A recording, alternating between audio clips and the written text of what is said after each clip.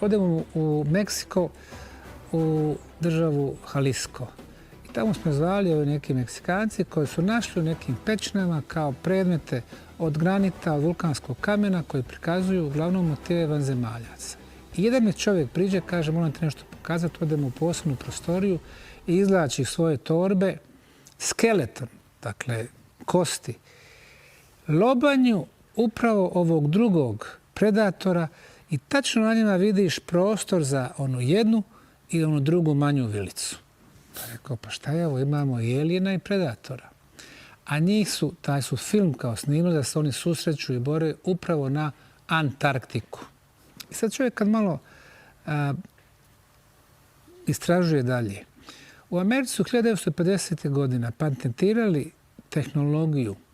To je kao neki rovokopač, ali on radi ispod zemlje. To je jedna mašina koja proizvodi jako visoku temperaturu, od više od 1000 stepeni. I on kad prolazi kroz tijene, istovremeno zbog te visoke temperature, on ih ostakljuje taj prostor i on nastavlja dalje bušiti.